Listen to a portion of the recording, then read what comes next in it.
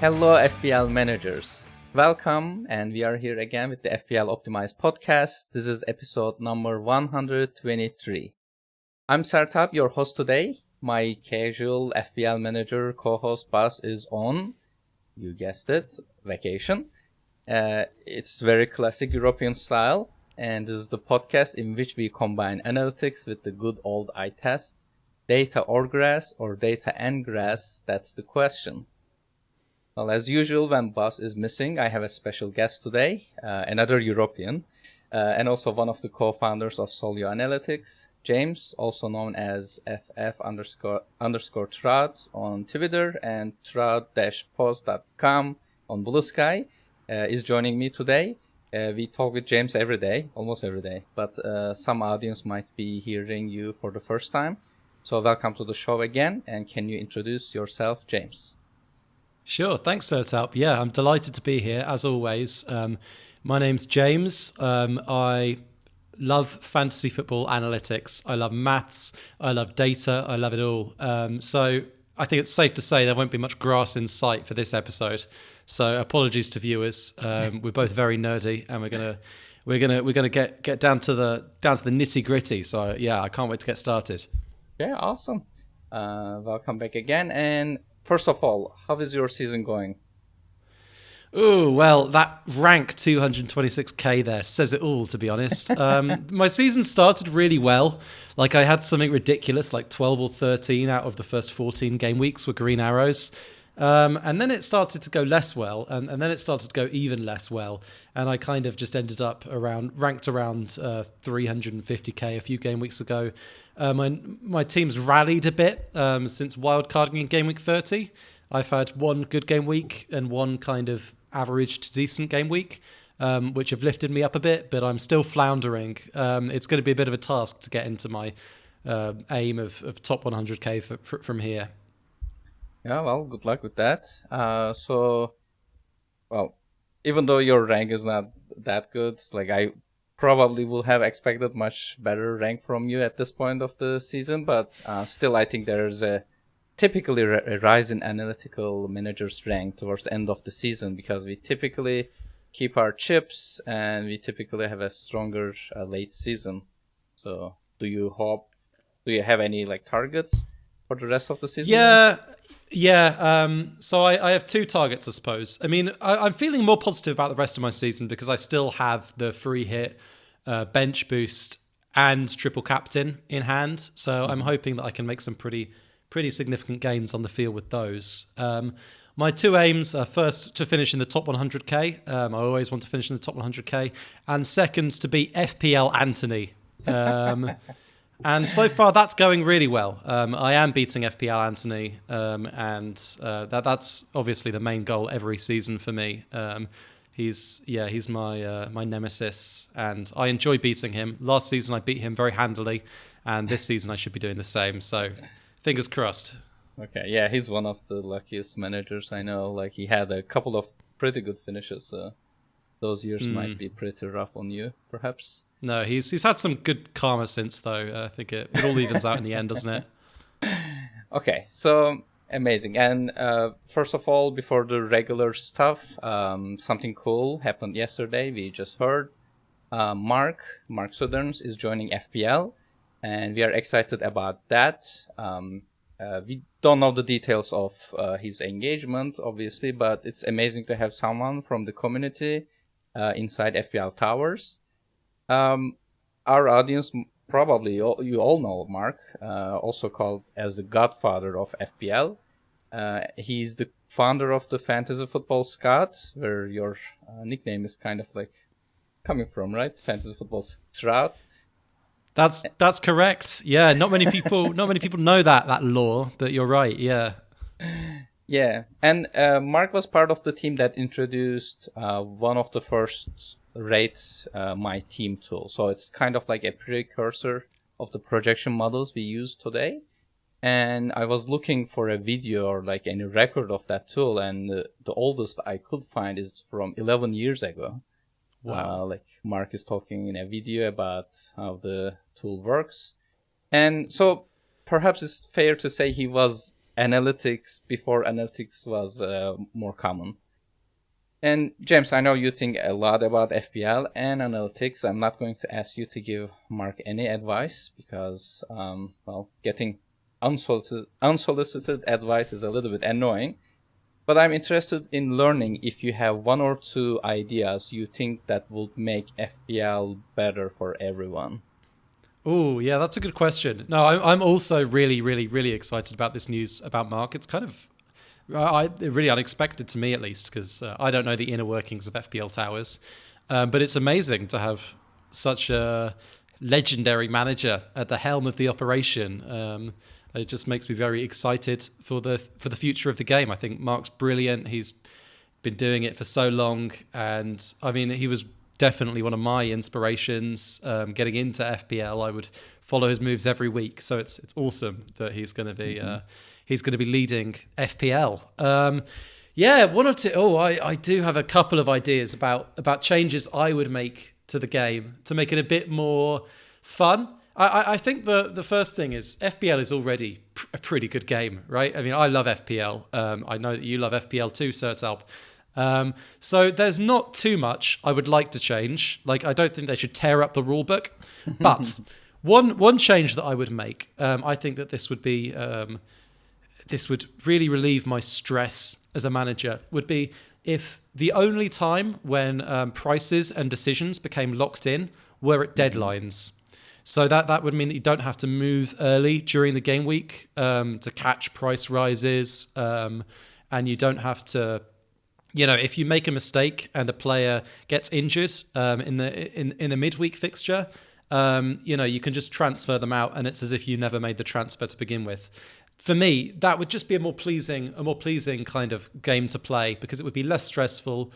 It would kind of require less time when you're not watching football, which I think is an advantage. And most importantly, of course, it would be even easier to represent as an optimization problem, because that's all that FPL managers want to do, right? Is represent FPL as an optimization problem. True. Having a kind of clean periodic break every week would be fantastic, because it means it's a very easy and clean problem to manage. I also think you asked for one or two. I'll give another quick one. I think that hits could play a bit more of a part in the game. I think hits are super interesting, and it's always really, really, really fun when hits are like the optimal thing to do. So I would personally reduce the cost of a hit down from 4 points to 3 points, just to make them not to completely radically change the game, but just to make them a little bit more viable. I think that would be really fun. How about you, Sertalp? What do you think? Oh, yeah, I think I can't remember when I heard about this. I think I came up with this on my own a while ago, but then I heard some variations of it. But I will definitely do something with captaincy, because captaincy is a little bit annoying, to be honest, because like sometimes you own a player, like let's say Isaac this week, but there will be people who are gonna triple captain him, so that you really don't want him to score goals, right? Because then you are gonna lose rank. Same thing with captaincy. If you don't captain a popular player, then you're like, okay, do I want this person to score goals or not? So it is a different dynamic, and it's a little bit boring at times too. Like everyone sometimes captains the same player. So the suggestion I heard was preventing maybe captaining same player in 2 consecutive game weeks, or like put a limit on it per season, like you can captain the same player at most 5 times. So some variations of it, so that it will force you to think about other alternative players, or maybe like you cannot captain premium players, you need to captain only players at the mid price range, stuff like that. So, but definitely something with captaincy. It's a little bit annoying, boring mechanic to me, but yeah, I think that idea about not being able to captain the same player at 2 game weeks in a row would be super interesting. I think that that would just make it would just add a fun twist to planning. Mean you have to kind of think ahead a bit more, and also mean that you have to take some more risks on differentials. Yeah, I agree. That would be great. I've actually heard Praz, the legend himself, saying that that's a good idea as well. So yeah, I wholeheartedly agree. Yeah, and I think it's an easy change too, because like even if for people who forget making any changes, you just switch it to the vice captain so that you can at least rotate. So it's a very simple mechanic to implement.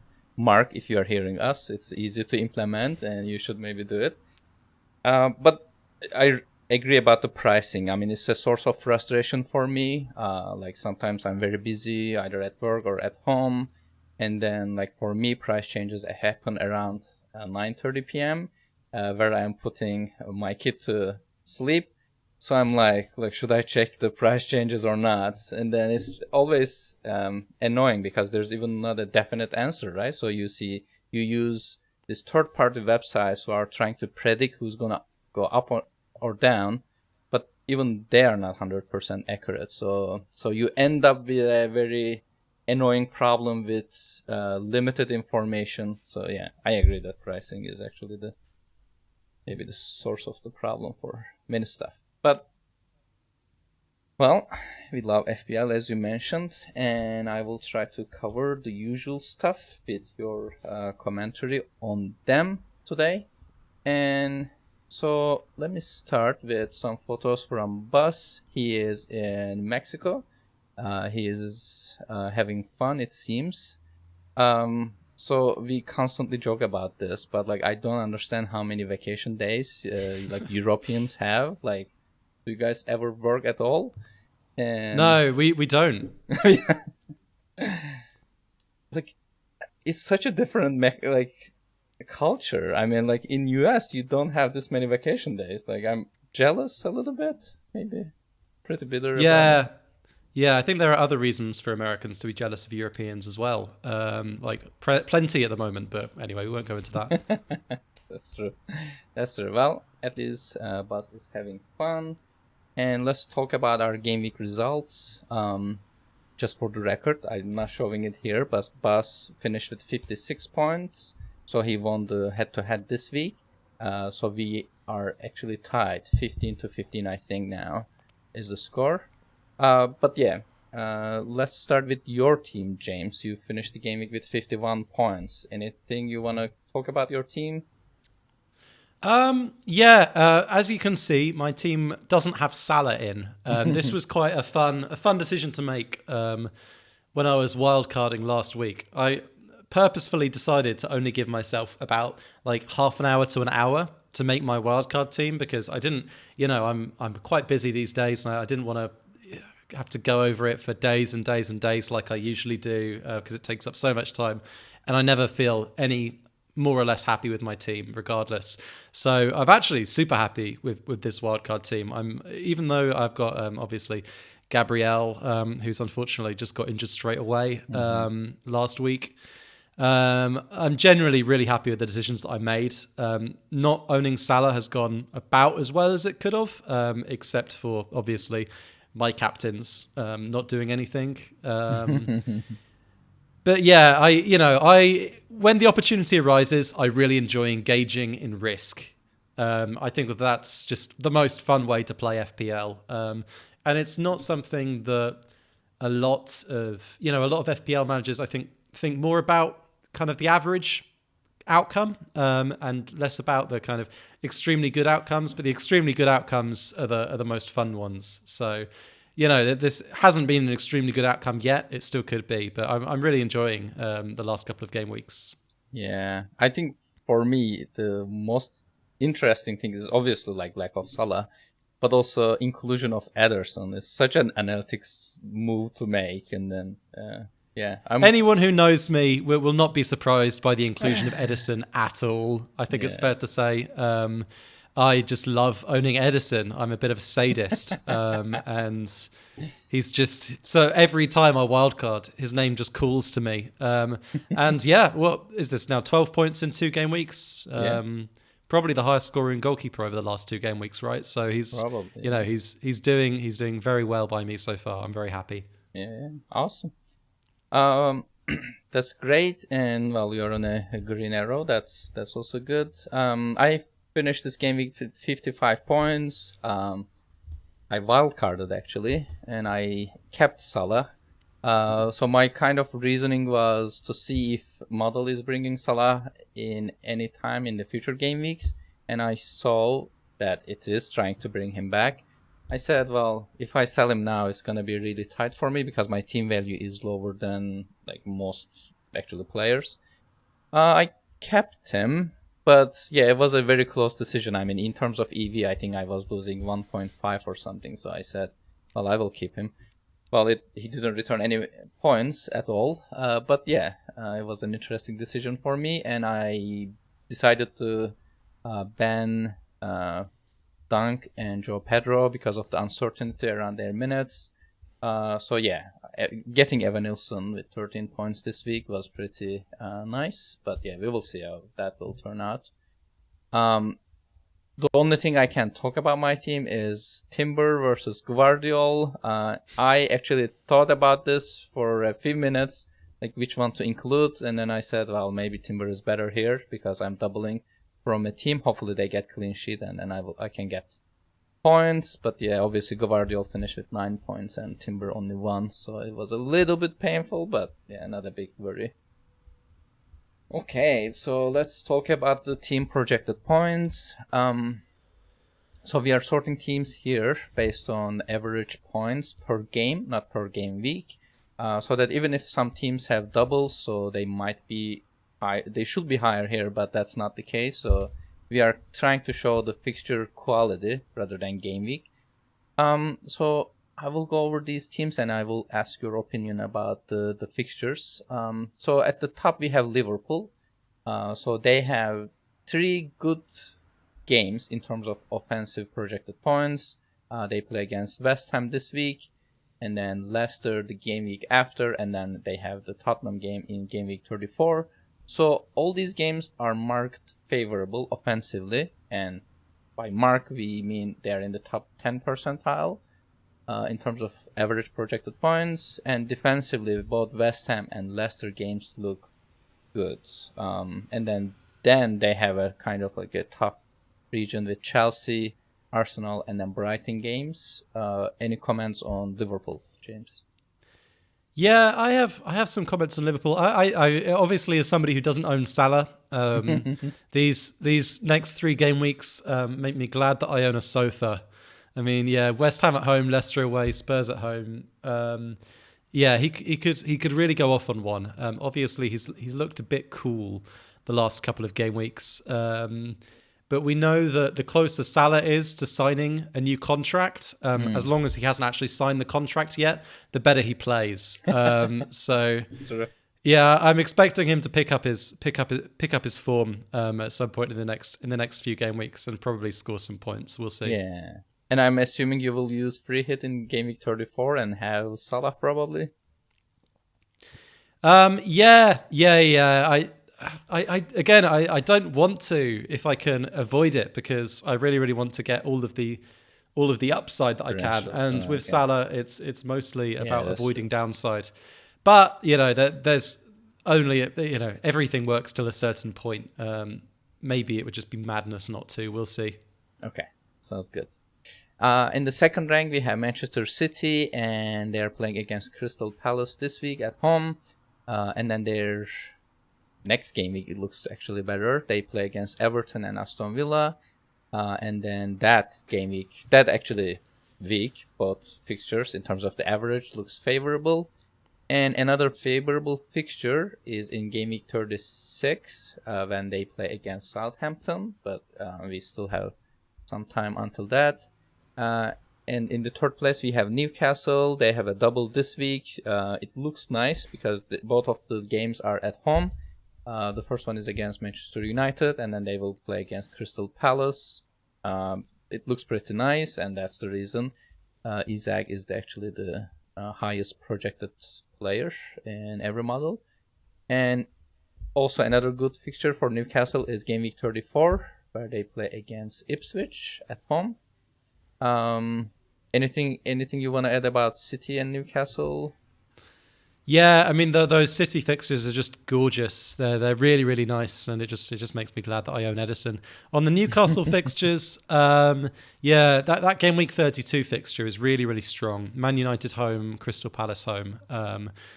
You'd imagine there'll be lots of points on offer. I'm going to be bench boosting next week in game week 32, so I won't have the opportunity to triple captain Isak. Although I probably wouldn't, even if given the opportunity, just because his ownership's going to be really high. There's not a lot of upside against the field. But yeah, I mean, I can't blame you. Anyone who is triple captaining Isak, because that's a really fantastic double game week.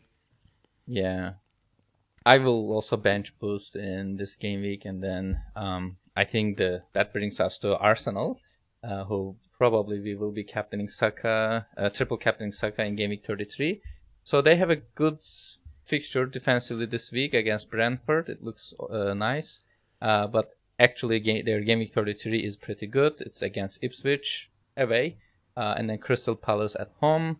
So in terms of average points, offense points, it's 5.8, one of the highest except Manchester City's in game week 36. Defensively, it's also high, 5.6, pretty decent. So I assume then you are also considering to triple captain Saka. Yeah, triple captaining Saka is absolutely my current plan. Yeah, Ipswich away, Crystal Palace at home. Hopefully not everyone will have him, but I also wouldn't be surprised if everyone does bring him in for that fixture. But yeah, it looks like a really fantastic opportunity to use the triple captain. Perfect. And they have a blank in game week 34, and then in game week 35 they play against Bournemouth. Defensively, it looks like a favorable fixture. And then we have two teams which have good fixtures this game week. Chelsea against Ipswich at home. Both offensively and somewhat defensively, it's a favorable fixture. And then the other team is Brighton, who's playing against Leicester at home. Defensively, it's again a favorable fixture.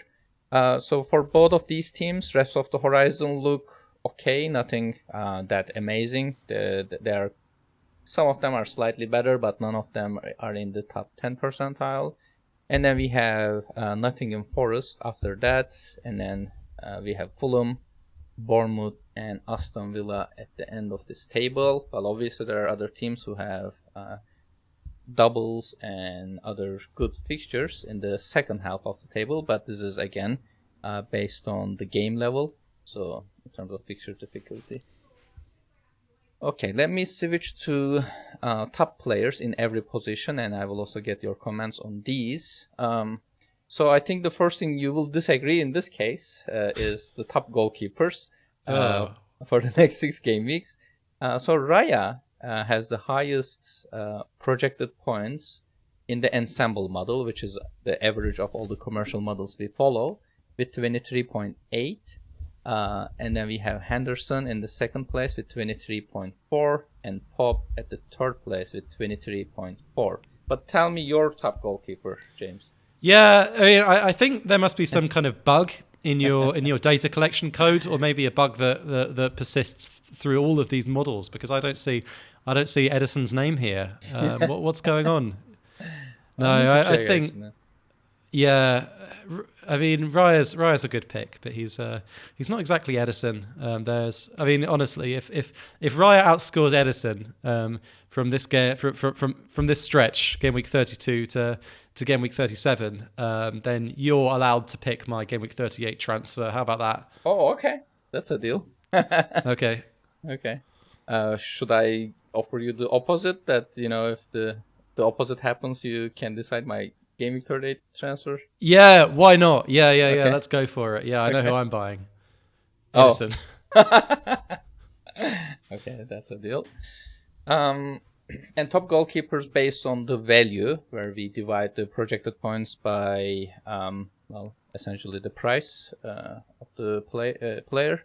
We have Henderson at the top with 23.4 projected points, as I mentioned, but very cheap, 4.6 million. And then we have Flacken in the second place with 21.1 projected points, but again, pretty cheap with 4.4 million. And then Pop at the third place again 23.4 projected points for the next 6 game weeks. And switching to defenders, we have Saliba at the top of defenders. Well, it was Gabriel for the last few weeks, but obviously he is out. So Saliba is the new defense king with 23.6 projected points. And then we have Guardiola at the second place with 23.5. And Munoz at the third place with 22.3. So who's your favorite defender, James? Yeah, my favorite defender is, I mean, it's actually Lewis Dunk. Because I've owned him since I've actually just right at this very moment scrolling through all of my previous FPL teams to see how long it's been since I've not owned Lewis Dunk. But I just keep going and going and going, and I can't find a game week where I don't own Lewis Dunk. I've had him pretty much the whole season. It's ridiculous. Okay, yeah. I mean, he's a good pick. He's very cheap too. Yeah, I mean, he's been absolutely awful this season. But this graphic suggests that he'll come good, which I'm delighted about. So I've literally had him the whole season. What? That's ridiculous. You never sold him. No, I never sold him. Even when he was injured, I stood by him. And now that he's the second most best value defender, it's almost guaranteed that he's going to repay my faith. So I'm delighted. You're so optimistic. I love it. Maybe then you should buy his jersey at the end of the season if you end up without selling him, which will be the case probably. Yeah. I suppose I'll have to. Yeah, no, that'll be hanging up on the wall behind me in no time. And so, yeah, in terms of the value, as you mentioned, Dunk is the second best value. The first one is Williams of Nottingham Forest with 19.6 projected points. But yeah, 4.4 million price. Pretty decent. Dunk, 4.2 million. He's very cheap, obviously, for the projected points he is bringing. And then the third player in terms of value is Burn with 19.4. Switching to midfielders, we have Salah at top. Unsurprisingly, he was here for a long time and he is just staying here. 43.5 projected points for the next 6 game weeks. There is some variation among the prediction models, though. I will talk about it when I'm talking about the captaincy a little bit. Some models rate him higher, and some of them actually don't think he's obviously one of the highest players. Don't get me wrong, but how good or what's the extent of his greatness is the question. So Palmer in the second place with 35.9 projected points for the next 6 game weeks, and then we have Mbomo in the third place with 30.1 projected points for the next 6 game weeks. So again, who's your favorite midfielder, James? Yeah, well, if Cole Palmer doesn't do anything against Ipswich, then I will completely have lost faith and patience. I mean, it's a really unbelievably bad run that he's been on lately. But Ipswich at home, that's surely the perfect opportunity to turn it around.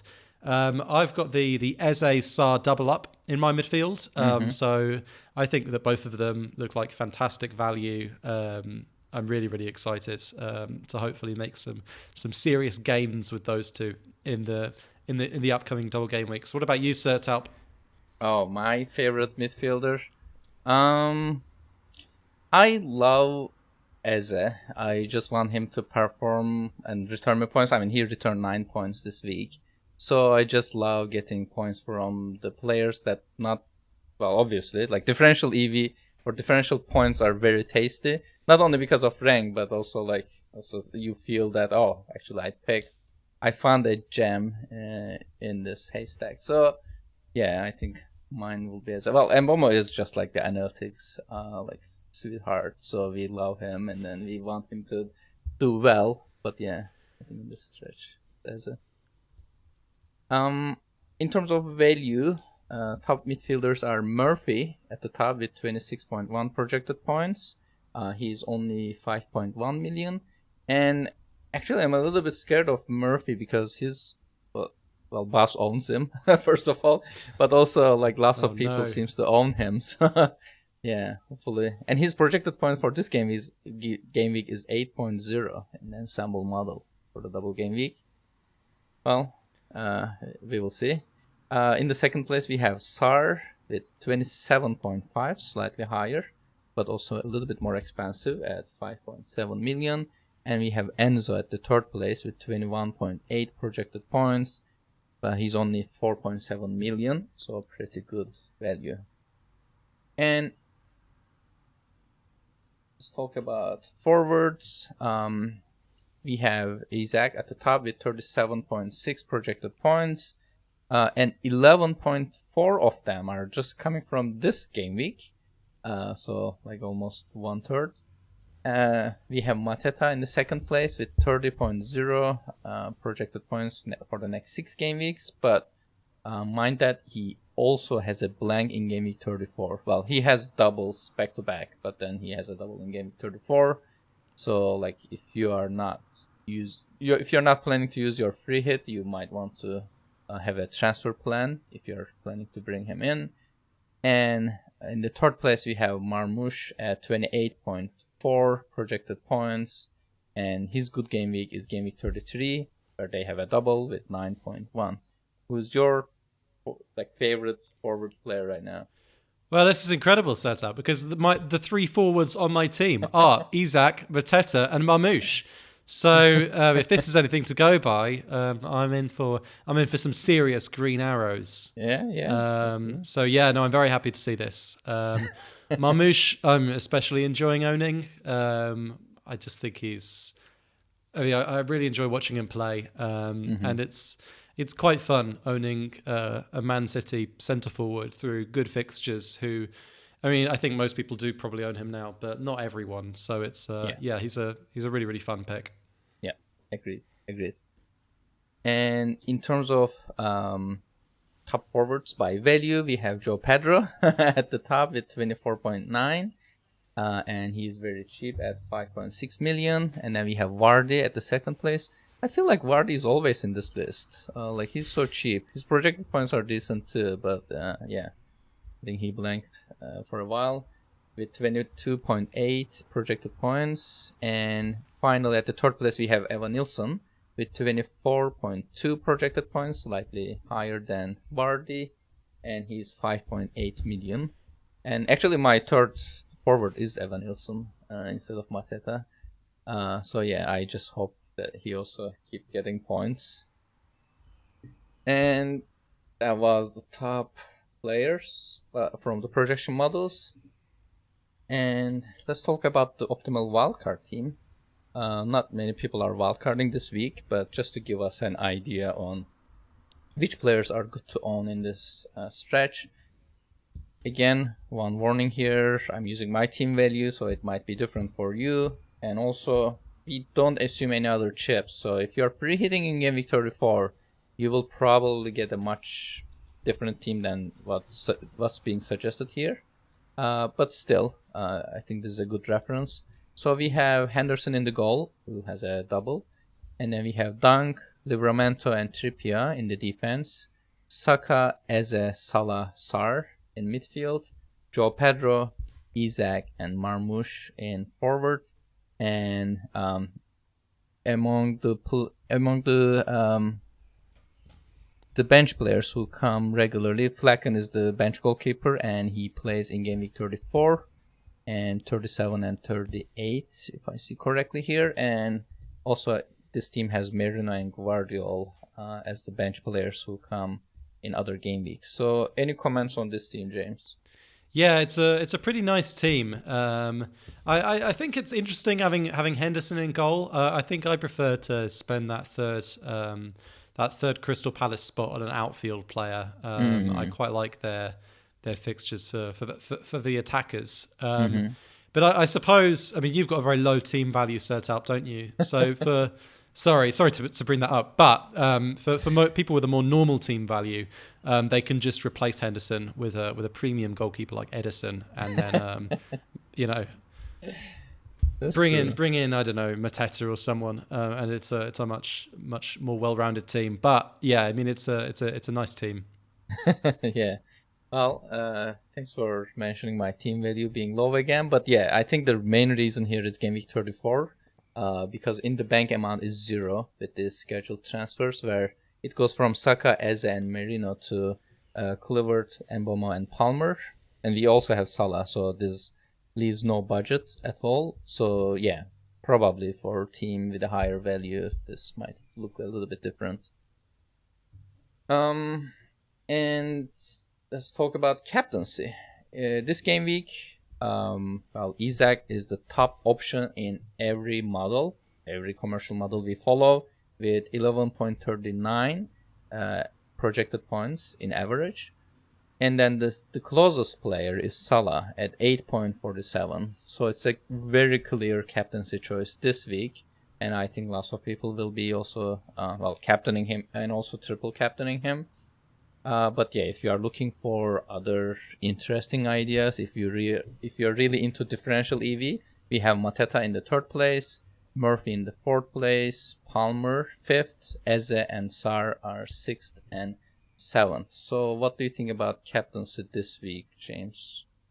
Yeah, I mean, I'm quite mad, but I think you'd have to be even madder than me not to go for Isaac. He's just so far ahead of everyone else that I think that you risk potentially really damaging your season if you don't go for him. So I have a question on this then. So Isaac is 11.39, so he's very clear. But how much EV difference will make you think about captaincy, like other like secondary metrics, like whether this guy is a differential or not? Like, do you have an amount that will make you think, okay, this is almost practically the same? I will think about the secondary objectives. That's a really good question. So in my head, I guess, like whenever it's within a point, I will these days almost always go with the with if there's like a significant difference in effective ownership, I'll almost always go for the lower effective ownership option. I mean, often it's not just about the points of the players, but about how they correlate with other assets on your team as well. I Hmm. mean, yeah, there's a lot to consider, but usually I would say I'll always consider it if there's a point difference. But if there's more than 2 or 3 points difference, I usually won't consider it because it's just a bit you're giving up a bit too much for that, I think. Okay. And then do you also consider whether this player that you are captaining is cross-playing against any of your defenders or something? Yeah, I do. So actually there are some pretty cool optimization methods that you can use for this. There's some nice ways that we've figured out of expressing risk and even correlation between players and factoring that in to the optimization problem. So, I mean, I make a lot of my decisions based on kind of hardcore analytics and optimization. So a lot of that is factored in. Yeah. I look forward to the day where there may be tools on the market that can help us with this. But right now, we just got to trust in the optimization model. Okay, sounds great. And talking about captaincy and close decisions, let's talk about the longer horizon. So there are not too many game weeks with, where the points, the difference between top option and the second is that close. But we talk about game week 32, and game week 33, the top player is Saka. Not every model actually has Saka as the top option though, but we have Saka at the top in Scouts, FPL Review, and Mikel Tokmam's models. And in the ensemble, he's the top option with 10.2.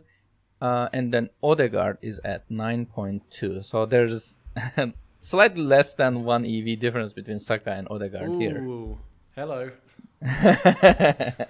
Just you said 1 point and then. But yeah, I also see Marmoush as the second best option in some models, and Fantasy Football Fix has De Bruyne as the top option and Salah second, and Fantasy Football Hub has Mateta as the top option in Game Week 33 and Odegaard second. So maybe it is more about whether Saka will be available or not, so it might be a minutes issue. Game Week 34 is a little bit clear. Salah at 8.14, and the second best option is Isaac with 6.85. So there's more than 1 EV difference. And Isaac is the second best in almost all models except Scott, which has Palmer at the second place. Game week 35 is a little bit different. The reason is Salah is the top option at 6.19 in the ensemble, and Mbomo is at 5.46. However, so the models that analytics managers typically prefer, FPL Review and Mikel Togvam, they don't have Salah as the top option. Review has Mbomo, and Mikel Togvam has Saka that game week as the top option, even though the difference is not that big.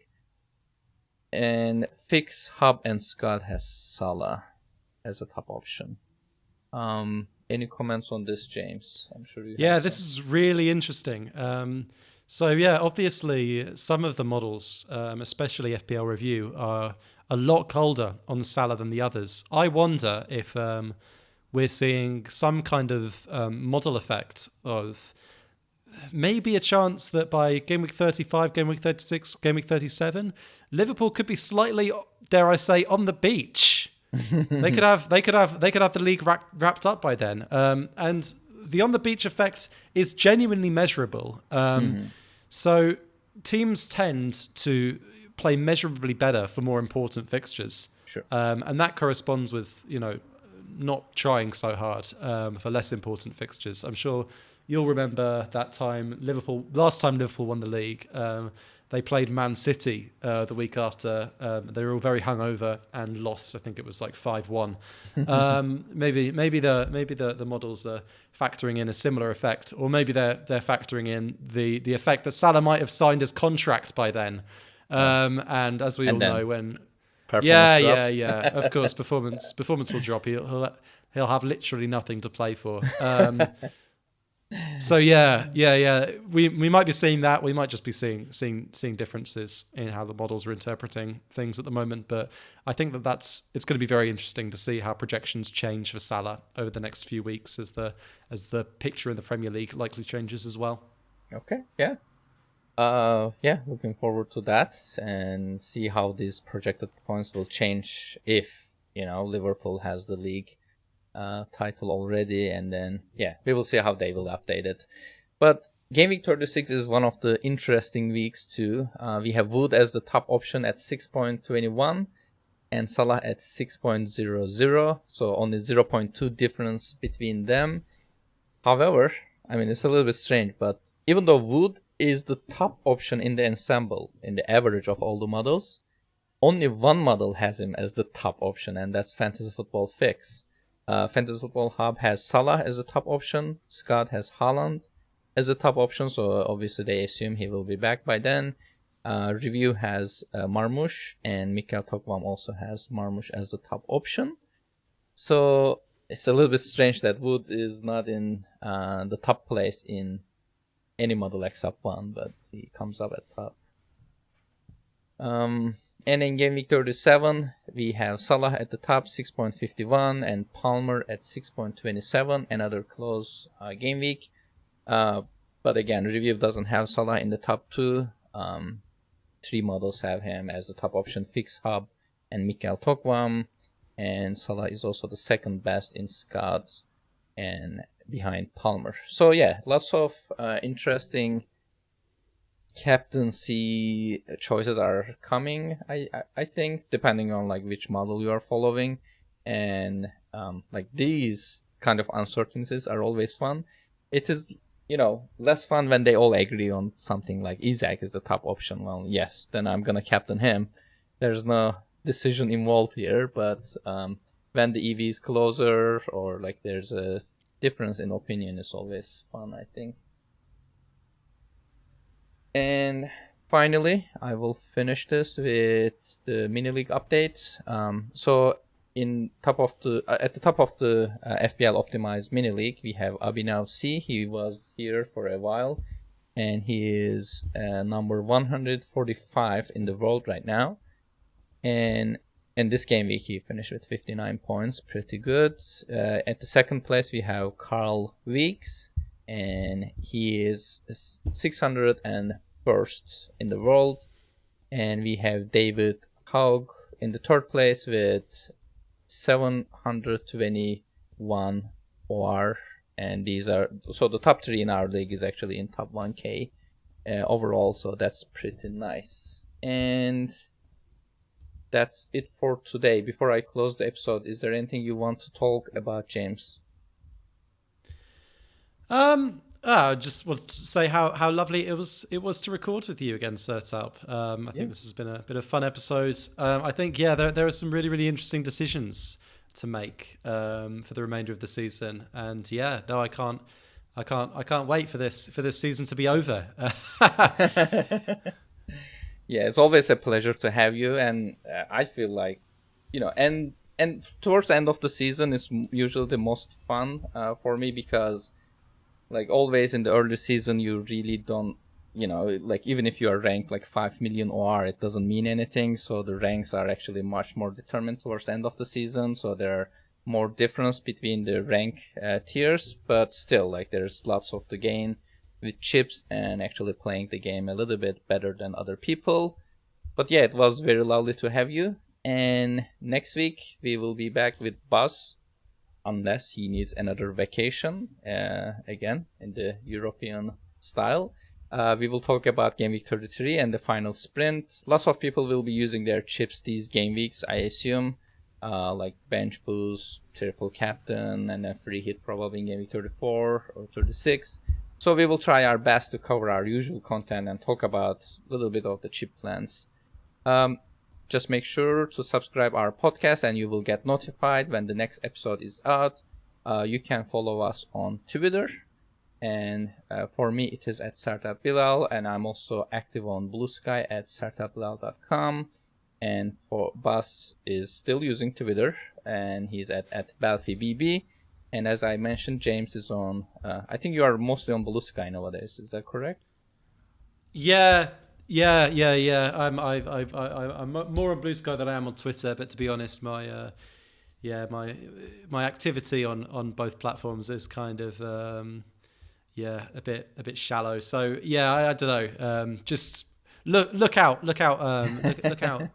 the future. You may hear more from me down the line. That's great. And he's at trout-post.com on Blue Sky. And keep in mind that you can find a lot of data and analysis on FPL.optimize.com. We have a bunch of tools. And until next time, stay curious and stay analytical. Goodbye.